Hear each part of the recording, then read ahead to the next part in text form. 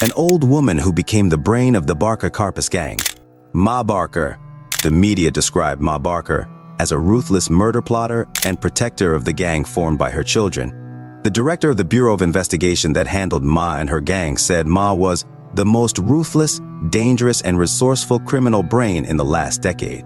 Ma Barker was a woman who led a gang called Barker-Karpis and was involved in crimes such as kidnappings, murders, and bank and post office robberies during the 1920s and 1930s. Various movies have brought up Ma Barker's story as a cold-blooded criminal. Who exactly is Ma Barker? This time we will discuss the legendary female gangster leader in America, Ma Barker. Before watching this video further, don't forget to like, comment, and subscribe to this channel. Ma Barker's early life. Arizona Clark is Ma Barker's birth name. She is usually called Ari. When she was a young woman, people knew her as Kate, one of the names she often used as a nickname while on the run. She was born in Ash Grove, Missouri, on October 8, 1873, to Scottish-Irish couple John and Emmeline Clark. According to rumors, Ma's crime spree was inspired by a famous April 19, 2024 century criminal, Jesse James. When she was young, she saw James and his gang, known as the James Younger Gang, or the Wild West, passing through her town. In 1892, Ma married George E. Barker, and she started using the name Kate. The small family spent most of their time in Aurora, Missouri. While in Aurora, Ma gave birth to 4 sons, namely Herman Barker in 1894, Arthur Barker, known as Doc, in 1899, Fred Barker in 1902, and lastly Lloyd Barker in 1896. The 4 sons were nicknamed the Bloody Barkers because all of them were involved in gangster activities. George works in some low-skilled jobs. He is described as an irresponsible head of the household who did not pay attention to his children's education. Thus, almost all of his children are illiterate.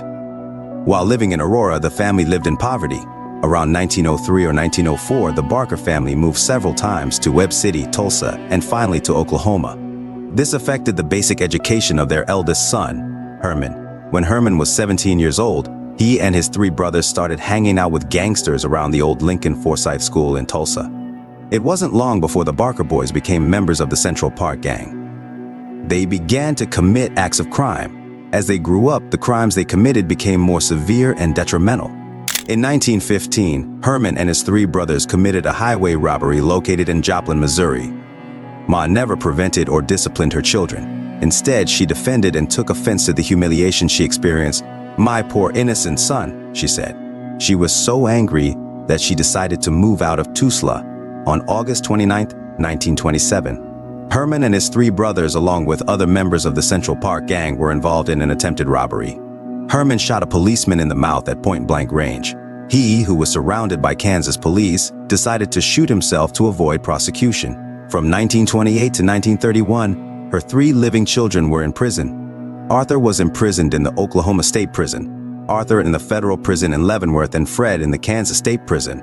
During his children's time in prison, there were many rumors about George's condition. Some sources said he had died in 1927. He was abandoned by Ma because he was old, and she was unable to take care of him in the midst of poverty from 1928 to 1931. Some suspected that George left for no clear reason. It could be that the death of his eldest child and the imprisonment of all his children made it difficult for him to live a life of crime. Ma and George argued about their children's outrageous behavior, but Ma saw nothing wrong with their actions. It was clear that George had never been involved in the family's criminal activities. Without her husband and children, Ma lived alone in a dirt-floored cottage from 1928. She lived in poverty and tried to survive with men in the city. In 1930, she moved in with an unemployed man named Arthur W. Dunlop. Her life got better when Fred was released from prison on probation in the spring of 1931. The forming of the Barker-Karpis gang and Ma Barker's involvement. Fred went home with an ex-prisoner as well, Alvin Karpis, nicknamed Old Creepy. Together with Karpis, Fred created the Barker-Karpis gang and used Ma's hut as their hiding place. Again, Ma did not prevent her son's evil actions. Instead, she encouraged, trained, and helped plan the gang's future crimes. From here begins a new wave of crimes committed by Ma Barker and her children. On December 18, 1931, the Barker-Karpis gang robbed a convenience store located in West Plains, Missouri. They managed to get away from the police. The next day on December 19, there was a raid led by Sheriff C. Roy Kelly when Fred and Karpis were repairing 2 tires in a garage. Fred shot 4 times at the sheriff, killing him instantly. Ma began to be called by the gang members by her now familiar name. On the outside, she was known as Kate or some other alias. A massive police pursuit of the gang was immediately launched. A wanted poster with a $100 reward for the catcher was published and distributed. In September 1932, Arthur and Lloyd were released from prison. They soon joined the criminal activities of the Barker-Karpis gang. During their pursuit, the gang moved around and caused terror in various cities such as along St. Paul, in Minnesota, and in Chicago, Illinois. They only stayed in Chicago briefly because Karpis did not want to work for Al Capone. In the end, they decided to settle in St. Paul, Minnesota, which was famous among gangsters. The area had a reputation as a refuge for criminals on the run. Under the protection and connections of corrupt police chief Thomas Big Tom Brown, the gang's notorious crimes were committed. During the chase, Ma and her boyfriend, possibly Dunlop, went with them. However, because Ma's lover was perceived as a threat to their identity and whereabouts while drunk, the gang killed him and soon moved from St. Paul to Wisconsin. In December 1932, the gang robbed the 3rd Northwest National Bank, located in Minneapolis. They managed to escape despite engaging in a furious shootout with the police. This incident left 1 civilian and 2 officers dead. They are back on the run with the gang's reputation considered more and more dangerous. 1 year later, in 1933, they committed 2 kidnappings of wealthy businessmen in St. Paul. First, they kidnapped William Ham and demanded a ransom of $100, which was a huge amount. Second, they kidnapped Edward Bremer and asked for a much larger ransom of $200.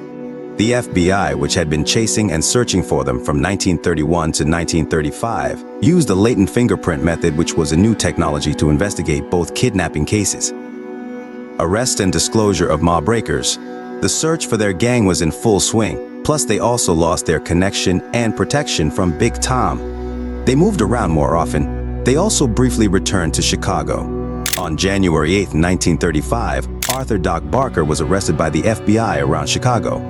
A map was found in Arthur's bag showing their hiding place located in Ocklawaha, Florida. With the help of Gator Joe, an alligator who lived in Lake Weir from 1930 to 1952, they managed to find the hideout. Gator Joe lived 1/8 of a mile from the gang's safe house. The FBI surrounded the house on January 16, 1935, around 5:30 in the afternoon. The agents demanded that the occupants of the house give up while gradually moving closer. The gentle persuasion seemed to be in vain as 15 minutes later the agents heard, "All right, go ahead," and suddenly they were attacked by machine guns from inside the house. The agents responded with rifles, machine guns, and tear gas. Then silence. No more responses from the occupants of the house. The FBI ordered Willie Woodbury to enter and check inside the house using a bulletproof vest. When he arrived, he found Ma and Fred Barker already dead in the front room of the house. Ma was killed by a single shot with a machine gun in her left hand, while Fred was killed by multiple bullets while holding a .45 caliber automatic pistol.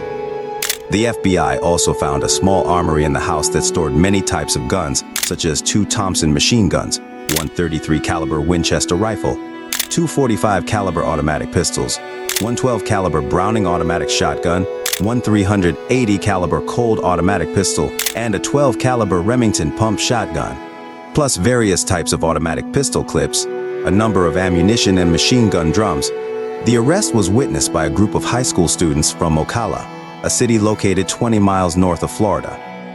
The remains of Ma and Fred Barker were first shown to the public as long as their bodies were not retrieved by the family. On October 1, 1935, the family finally took their remains and buried them next to Herman Barker's grave at Williams Timber Hill Cemetery located in Welch, Oklahoma. After the deaths of Ma and Fred, the gang continued their crime spree. Led by Karpis, the gang robbed a mail train in Ohio in November 1935. In a short time, the Barker-Karpis gang became public enemy number 1. Karpis was finally captured in New Orleans in January 1936. Arthur was tried and imprisoned at Alcatraz prison, dying in 1939 after attempting to escape from prison. Lloyd Barker was arrested and held since 1928 in California. At the time of his arrest, there was a several-hour shootout in Los Angeles. Lloyd spent 25 years in Leavenworth Prison from 1922 to 1947. A loner, he was found dead 2 years later in 1949, murdered by his wife. Her image as the brain of various cruel crimes is attached to Ma Barker. After years of her death, her ruthless image was immortalized in low-production cost movies such as Ma Barker's Killer Brood, starring Lorraine Tuttle in 1960, Lottie Mama starring Shelley Winters in 1970, and Public Enemies in 1966, starring Theresa Russell. Not only in movies, but also in many other literatures, in an autobiography written by Barker-Karpis entitled On the Rock. 25 Years in Alcatraz wrote that the story about Ma Barker as the brain of the Barker-Karpis gang was ridiculous. He went on to describe Ma as an old-fashioned, simple woman from the Ozarks. Ma is superstitious, so she is easily deceived, hot-tempered, modest, and obedient to the law. She was not at all suited to be a member of the Barker-Karpis gang, especially not to be the mastermind of all their crimes. In the past, Fred used to take Ma away from their hiding place to a hotel so that she wouldn't be aware of all the evil plans the gang would carry out and not disturb their habit of drinking and bringing women. Because Ma was a sensible woman, she was hard on other women. Karpis wrote that Ma was just a mother who wanted to protect her children. When she joined the pursuit, she looked after all the gang members as a mother would look after her children. Perhaps that's what makes her fondly called Ma Barker. J. Edgar Hoover's claims about Ma Barker created controversy about her role in the Barker-Karpis gang to justify the FBI shooting that killed the old woman. Because there is no direct evidence of Ma's involvement, other than she lived with her children who formed the gang and made her house their hideout. What do you think, guys?